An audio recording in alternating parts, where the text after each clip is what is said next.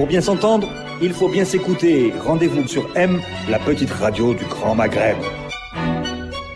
Mesdames, Messieurs, bonsoir. Bienvenue à l'entretien sur Radio M. Merci de nous suivre et à l'avance, on vous dira bonne année, meilleurs vœux.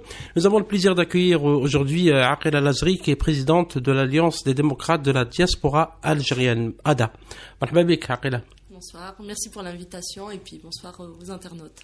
Merci Aqila, merci d'être venu. Alors, on commencera tout de suite à parler de l'Alliance qui est née, vous m'avez dit tout à l'heure en antenne, en octobre dernier. Comment est venue cette idée de cette alliance qui rassemble la diaspora algérienne, enfin les démocrates de la diaspora? Alors, la genèse de l'Alliance de l'ADA est née au lendemain de la création du PAD. Et, le PAD, c'est le Pacte de l'alternative démocratique. Qui est né en Algérie. Et donc, c'était tout à fait spontanément que nous, on a pensé aussi à faire une alliance des démocrates pour renforcer justement le projet démocratique en Algérie. Donc, voilà, on a fait un appel à tous ceux de la diaspora, que ce soit en personnes physiques ou collectifs, pour se rejoindre à nous afin de faire une alliance et de tout faire pour peser sur le projet démocratique en Algérie, puisque c'est le régime qui nous semble approprié et nécessaire tel qu'il est demandé par la rue. Et donc c'est la plateforme de l'alliance, elle porte sur quoi? Est-ce qu'il y a des objectifs, des principes? Évidemment c'est la démocratie, mais est-ce qu'il y a des étapes pour expliquer un peu ce projet? Alors, on a une charte de fonctionnement, on a des principes sur lesquels on ne déroge pas. L'idée, c'est quand même de mettre à l'abri dans tout ce qui peut être dans le futur en termes de négociation. Penser déjà à mettre à l'abri les principes démocratiques tels que la liberté individuelle ou collective, la liberté de la justice, de la presse, l'égalité entre les femmes et les hommes. Enfin, on décline tout un certain nombre de principes qui ne sont pas négociables, mais en termes d'étapes, il n'y a pas forcément d'étapes. L'idée, c'est de suivre, non seulement suivre pour soutenir, mais aussi être force de proposition par rapport aux événements politiques qui se passent actuellement en Algérie depuis une dizaine de mois. C'est-à-dire pour vous, l'ADA a été créée pour accompagner le Hirak, le mouvement de contestation? L'accompagner, le soutenir, l'accompagner, mais aussi proposer dans des situations où le Hirak aura besoin de propositions concrètes.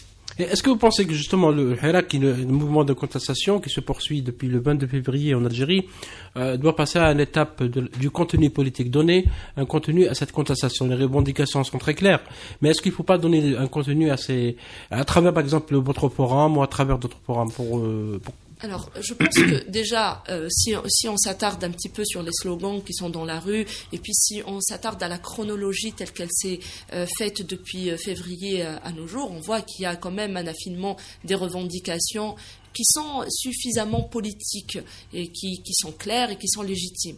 Maintenant, je pense qu'on est dans une situation où il faut passer du Hirak en tant que manifestation quantitative et numérique, et lui donner maintenant un corps et un projet politique, effectivement.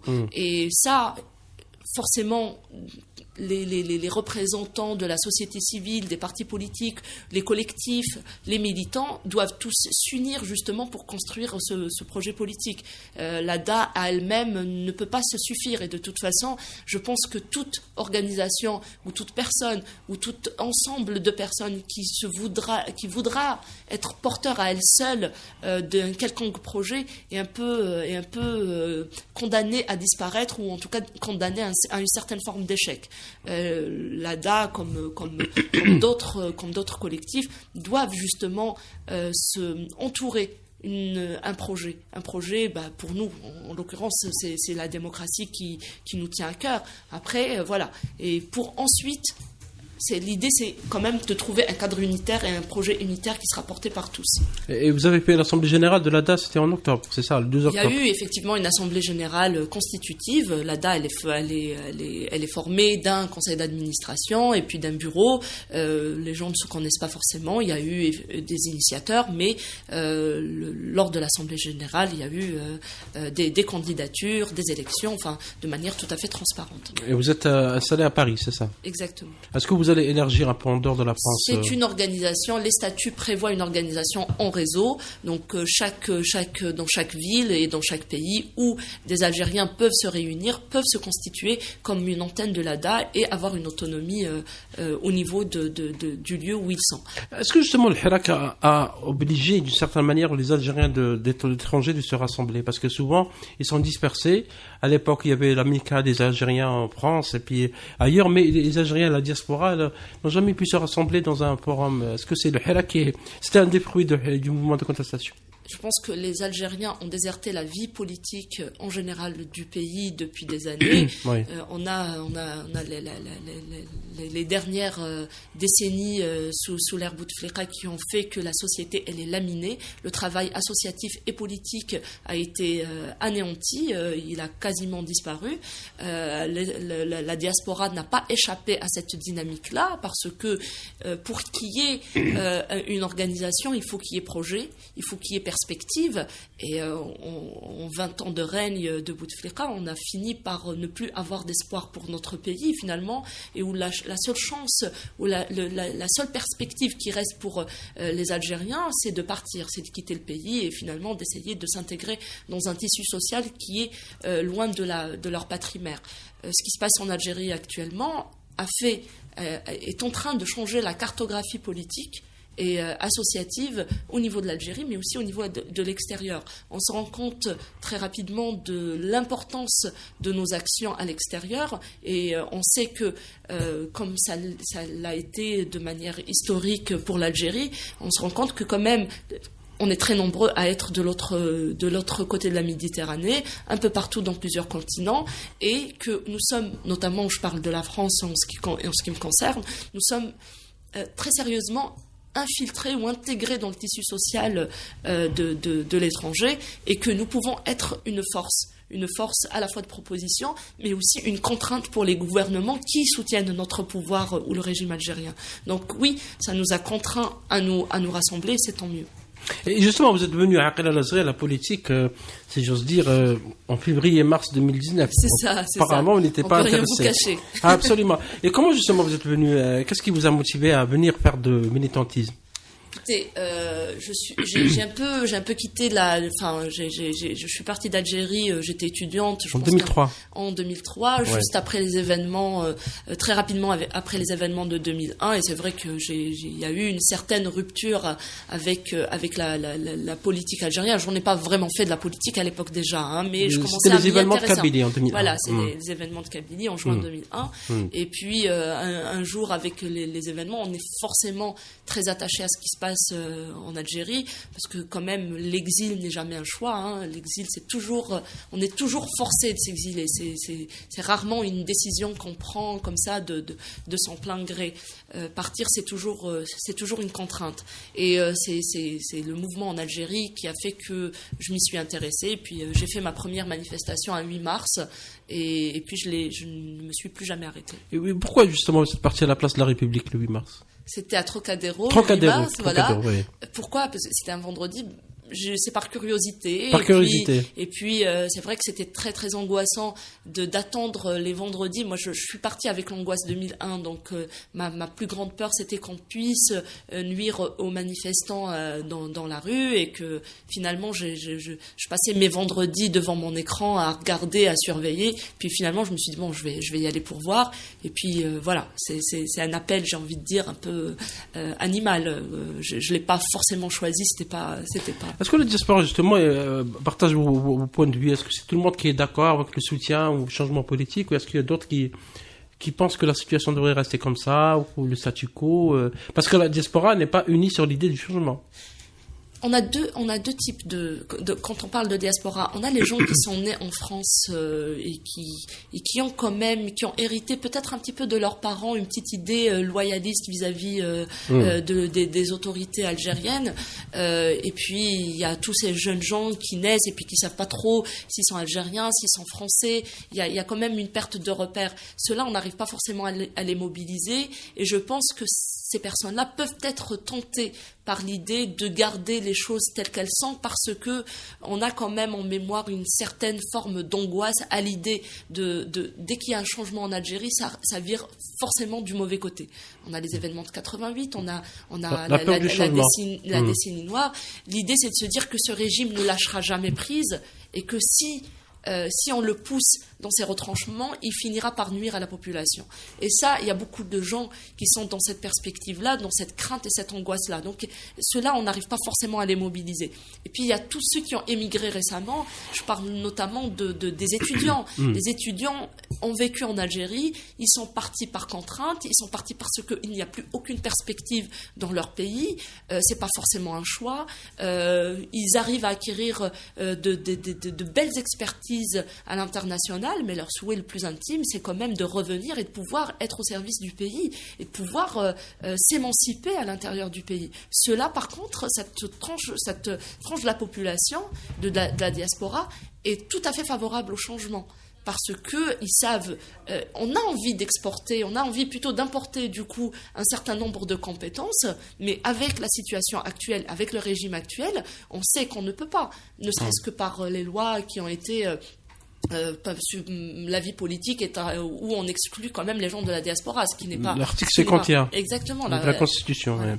Oui. Et justement, comment la diaspora, il y a les aspects politiques, il y a aussi les aspects économiques. Comment la diaspora algérienne, pas uniquement en France, mais ailleurs, au Moyen-Orient, en Asie, en Amérique du Nord, peut-elle contribuer à l'économie? Parce que maintenant, il y a un manque d'experts, il y a un manque d'expertise plutôt, il y a un manque de spécialistes dans tous les domaines, pas uniquement dans le domaine de l'énergie. Est-ce que la diaspora peut-elle contribuer? Comment elle peut contribuer justement à la relance de l'économie, au-delà du régime, de ce qu'il peut faire? Écoutez, moi je pense que la diaspora, il y a une nouvelle équation qui s'est faite ces dernières années, parce que vous le voyez bien au niveau de l'ambassade ou des demandes de visa, qu'on a beaucoup de nos étudiants qui partent.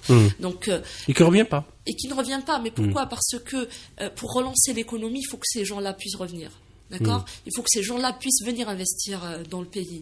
Or, pour investir dans le pays, il faut un autre régime politique.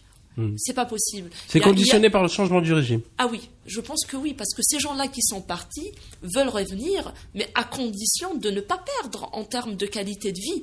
C'est-à-dire ces gens-là ne peuvent plus refaire marche arrière en termes d'acquis sociaux. Ils ne peuvent plus revenir et vivre dans un pays où le régime est liberticide. Ils ne peuvent plus revenir et vivre dans un pays où ils mettront leurs enfants dans une école dans laquelle le système éducatif n'est pas efficace. Ils ne peuvent plus revenir et compter sur un système de santé qui n'est pas à la hauteur des enjeux actuels. Ce n'est plus possible pour eux. C'est-à-dire que l'humain ne peut pas aller dans la perte de ses acquis. C'est pas possible. Quand un être humain fait une action, en général, c'est toujours pour capitaliser sur quelque chose, c'est pour avancer. Et donc, tous ces gens-là qui acquièrent beaucoup de compétences à l'étranger peuvent revenir, mais ça sera conditionné par le changement de régime. C'est une nécessité. Mais est-ce que le changement aussi, il ne faut pas contribuer pour y aller vers le changement? Parce que si on attend que les choses changent, comment contribuer à changer les choses? C'est un peu paradoxal, mais bon. C'est la mobilisation. Ouais. C'est-à-dire, là, vous avez vu la mobilisation qui s'est faite depuis je crois que c'était le 16 février ou le 17 février. Je parle de Paris parce que c'est la ville. Le 17, je pense, ouais. Voilà, c'est le 16. C'est la ville que je connais le moins mal, mais les gens sont mobilisés. La mobilisation est restée la même ou elle a changé? Ah non, elle est restée vraiment la même. Intacte. Elle est intacte. Alors bon, on a des dimanches où ça marche pas parce que quand je dis ça marche, il y a un peu moins de gens, mais la veillée est là. Les gens restent. Les élections, vous avez vu, les gens se sont réellement organisés. Il y a eu un système de garde qui a été fait autour des centres de vote pour assurer à chaque fois qu'il y ait des personnes. Ça s'est pas fait par hasard. Les gens ont dû se réunir, poser des vacances, laisser leurs enfants quelque part pour pouvoir être là ce week-end-là. Donc c'est ça aussi leur manière de dire nous sommes là pour participer au changement de régime en Algérie. C'est leur manière de participer. Ils ne sont pas attentistes, ils ne sont pas dans une position attentiste de l'autre côté du pays. Ils sont réellement acteurs. Ils veulent être acteurs de ce changement-là. Ils veulent participer de tous les moyens qui puissent exister. Justement, vous avez été dans Par le passé, en 2014, dans l'Action citoyenne pour l'Algérie. Alors, c'est Action citoyenne, elle a été créée avant. C'est en 2014. Oui, c'était en 2014, mais Ouais. moi, j'y étais pas. Je l'ai intégré récemment. Oui. Récemment. Voilà. 2014, il y avait tout un débat, y compris en Algérie, avec le mouvement Barakat contre le quatrième mandat. Ça vous a pas intéressé, ça vous a pas interpellé à l'époque? Bah, j'étais probable. Vous savez, je pense que non, ça m'avait pas forcément interpellé parce que quand on est étudiant, bon, on est intégré un petit peu dans des problématiques de survie, surtout quand on est à l'étranger. C'est probablement pour ça, mais voilà. Vous avez terminé vos études actuellement. Oui, c'est ça. Et donc je rappelle que vous êtes médecin. Actuellement, il y a eu des changements depuis moins d'une année, parce que depuis le Hirak, il y a eu beaucoup d'anciens responsables qui sont en prison pour des affaires de corruption, dont les deux anciens premiers ministres, Abdelmalek Salal et Ahmed Yahya, mais également aussi il y a eu des départs. Ahmed Gaïd Salah, chef d'état-major et vice-ministre de la Défense, est décédé dans la soirée du 22 décembre. Il y a eu le départ de Abdelkader Ben Salah, qui était chef d'État par intérim, le départ de Nour Bedwi, ancien Premier ministre, un nouveau président qui est Abdelmajid Tebboune, élu le 12 décembre. Donc des choses ont changé entre-temps en cours de route. Est-ce que vous pensez que ça va dans le sens positif ou le sens négatif? C'est tous ces changements, d'autant plus que les noms de Ben Salah, par exemple, Bedwi, étaient scandés chaque vendredi et par mardi par les manifestants. C'était les 3B, les fameux 3B. Moi, je pense que la revendication originelle du mouvement et de la révolution, c'est Itnahaouga. Itnahaouga, ça se traduit politiquement par la rupture systémique. Ce qu'on est en train de nous proposer, c'est une alternance clanique. À mon avis, moi personnellement, les 3B, il ne faut pas personnifier les choses. Il faut ramener toujours le débat sur un débat d'idées. Que Bedwi, Ben Salah ou je ne sais qui soit parti, mais qui m'assure, moi, qu'il ne reste pas 30 Bedwi derrière Bedwi. Enfin, je veux dire, c'est du système dont il s'agit, c'est de ce régime-là dont il s'agit. La preuve en est, si le départ des 3B était suffisant, on aurait voulu ramener, redonner la souveraineté au peuple. Là, aujourd'hui, on nous impose une élection. Vous parlez de président élu. Je vous dirais, c'est une personne désignée. Vous ne pensez pas qu'elle a été élue? Pour moi, elle n'a pas été élue. Combien d'électeurs? Dans quelles conditions? Tout ça a été fait contre la volonté populaire. Il y a eu des villes où on a eu 0% de vote. La masse électorale, elle est de combien? Elle est de 20 millions? 24 millions d'Algériens. Combien de personnes ont voté? On a entre 2 et 4 millions. 9 millions sont allés voter. 9 millions, ça c'est les chiffres officiels. C'est les chiffres officiels, oui. Voilà. 9 millions et doit être élu par 4,5 millions.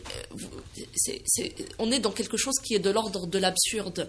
Vous avez un peuple qui sort tous les vendredis dans plusieurs wilayas. Vous avez des millions de personnes qui réclament un changement et vous faites passer par la force une élection que vous appelez une élection. Pour moi, c'est une mise en scène, c'est une théâtralisation pour régénérer le régime. Je pense que c'est l'idée qui est partagée par tous.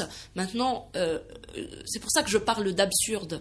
Et aujourd'hui, ce système-là, ce régime-là, il a la capacité de vous faire croire qu'on est réellement dans une élection, qu'il y a eu réellement une élection d'une personne.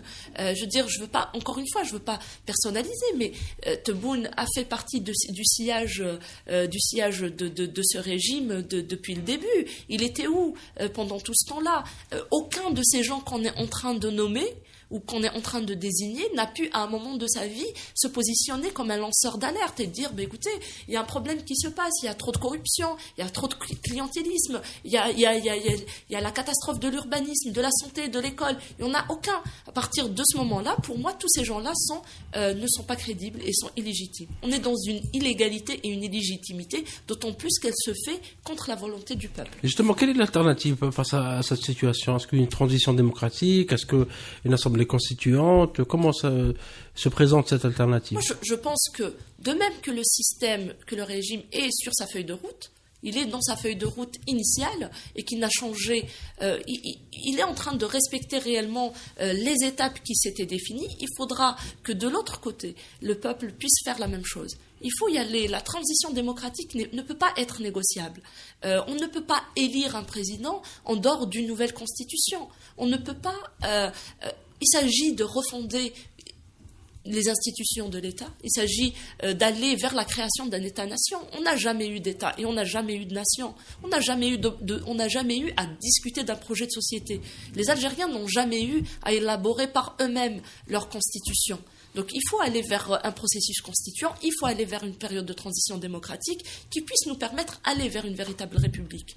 Justement, comment organiser ce processus constituant ? Je pense qu'il y a déjà quelques initiatives qui sont en cours. Les gens sont en train d'appeler à des assises, des assises. Ils sont en train d'appeler à une conférence nationale. Et je pense qu'il faut y aller vers quelque chose qui puisse fédérer un maximum de personnes autour de la volonté populaire, autour de ce que scande le peuple.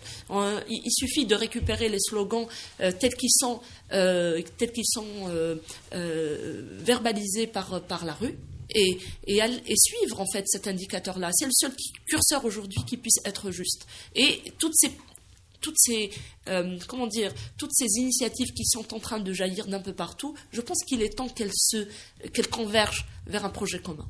Est-ce que l'Alliance des démocrates de la diaspora algérienne a des contacts avec les partis d'opposition, avec la société civile en Algérie ? Ah oui, nous sommes en contact avec les partis du PAD, comme je vous l'avais dit. Pacte pour l'alternative démocratique. Exactement, avec l'alternative démocratique. Et puis nous sommes en contact aussi avec la société civile. Nous sommes en contact avec d'autres projets. On a un groupe qui a rédigé un avant-projet de charte pour une Algérie libre et démocratique. On a aussi des citoyens, des militants, mais on reste effectivement, on a quand même un système de passerelle qui est assez intéressant et assez important, qui nous permettent à la fois de mesurer notre distance à nous par rapport à ce qui se passe en Algérie, et puis de voir par rapport au recul que nous avons et par rapport à notre vision qui est un petit peu quand même qui est changée par la vision du fait même qu'on a immigré et qu'on est de l'autre côté de ce monde-là, et qui fait que on interagit avec les gens pour voir quelles sont les solutions de sortie de crise. Justement, vous avez suivi sûrement la polémique qui a été soulevée par une déclaration, une résolution du Parlement européen. Et en Algérie, les autorités, une partie de la classe politique a critiqué un peu cette résolution en parlant d'ingérence étrangère dans les affaires algériennes. Vous en pensez quoi ? Je pense qu'il faudrait que dans notre imaginaire et dans notre inconscient commun, qu'on puisse sortir de cette idée d'ingérence étrangère. L'Algérie a signé un certain nombre d'accords avec un certain nombre de pays. Elle est tenue de les respecter. S'il existe une diaspora, c'est aussi pour ça, c'est pour mettre la pression sur d'autres pays, sur d'autres puissances, parce qu'il y a des intérêts géopolitiques et géoéconomiques qui se font entre les gouvernements, qui n'ont que faire du peuple, en fait, des deux peuples d'ailleurs, des deux rives. Donc c'est des choses sur lesquelles il faut jouer. La question des détenus on peut travailler dessus sur un plan international, parce que pour le coup ce n'est pas une affaire d'ingérence. S'il y a ingérence et s'il y a lieu de parler d'ingérence, il vaut mieux parler peut-être de la loi des hydrocarbures et de voir comment le régime a hypothéqué les biens du pays pour avoir la tranquillité. Donc s'il y a une ingérence qu'il faut souligner, c'est celle-là, c'est celle-ci. La solidarité entre les peuples est une autre affaire, et il faudra quand même mettre la pression sur le pouvoir algérien d'une manière ou d'une autre, à la fois à l'intérieur du pays, mais aussi de l'extérieur. Et vous en pensez quoi de la position, vous êtes à Paris, de la position du gouvernement français par rapport à la situation en Algérie ? La France, c'est très compliqué, parce que pour eux, il y a le fond de la question, c'est une question économique. Donc le statu quo, s'il est là où il est, c'est parce que ça a bien arrangé la France, évidemment, parce que là, elle maîtrise le flux migratoire, elle maîtrise la question sécuritaire, mais aussi elle maîtrise aussi tout ce qui est économique. Et en même temps, le gouvernement français sait pertinemment que le tissu social français, il est extrêmement investi par des citoyens algériens qui occupent des postes importants, ils sont cadres dans des sociétés, ils sont médecins, ils sont ingénieurs, ils sont informaticiens. Ils savent qu'il y a une pression il peut y avoir un retour, un revers de la médaille si jamais elle venait à soutenir publiquement le régime algérien. Donc leur position est une position prudente, mais en même temps, on ne va pas leur demander d'être plus royalistes que le roi. Ils protègent leurs intérêts économiques et c'est tout à fait normal. Justement, avant de terminer, quelles sont les actions futures de l'Alliance des démocrates de la diaspora, Aqila? Est-ce que vous avez des actions à mener dans les prochaines semaines, les prochains mois? Là, je pense qu'un certain nombre de personnes et de collectifs ou de partis politiques en Algérie appellent à une conférence nationale.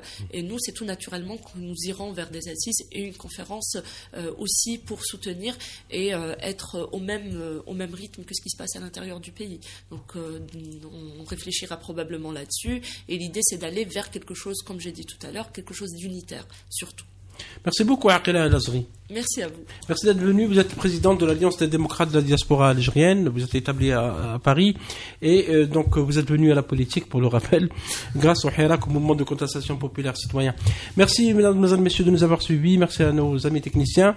L'entretien sur Radio M. À très bientôt. Au revoir et bonne année. Pour bien s'entendre, il faut bien s'écouter. Rendez-vous sur M, la petite radio du Grand Maghreb.